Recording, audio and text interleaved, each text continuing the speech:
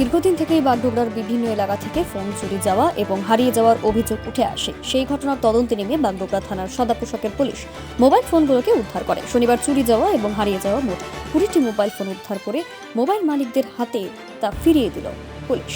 Mobile phone হাতে পেয়ে তারা বাগডোগরা থানার পুলিশ প্রশাসনকে ধন্যবাদও জানায়। কবে হারিয়েছিল ফোনটা? এ হারাইছিল আগে বছর 2023 মধ্যে জন্মাষ্টমী নাগপঞ্চমীর দিন। ঠিক আছে, একটা সময় আমাকে ফোন করছিল মেয়েটা।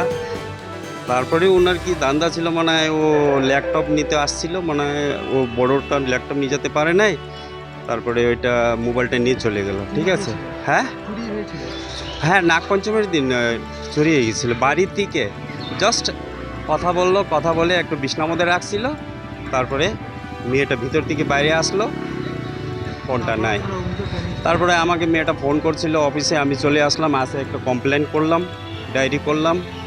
তারপরে 1 বছর পরে এখন নাগপঞ্চমীর দিন অন্য দিনটা আমাকে মেয়ের মোবাইলটা দিল। ঠিক আছে, প্রশাসন দিয়ে না ভালোই লাগছে। এখন দেখবো এখন কী আছে ওর ভিতরে, কিছু নাই। আশা ছিল? আশা প্রশাসন পুরো আশা ছিল আমার, 100% আশাই পাবো। অবশেষে ফিরে পেলেন, কেমন লাগছে?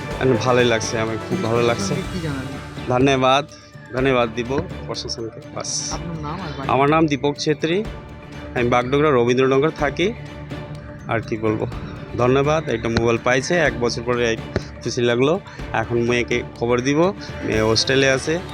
তারপরে ধন্যবাদ সব। আমাদের 13 তারিখে হারিয়েছে, 13 তারিখ 5 মাস। তারপরে আপনারা অভিযোগ দায়ের করেছেন? হ্যাঁ, ডায়েরি করেছিলাম, তখন তো আজকে পাইলাম। তো অবশেষে ফোন ফিরে পেলেন, কেমন লাগছে? ভালো লাগতেছে। পুলিশ প্রশাসনকে কি বলবেন? কি বলবো, ভালো বলবো। আশা ছিল যে ফোনটা ফিরে পাবেন?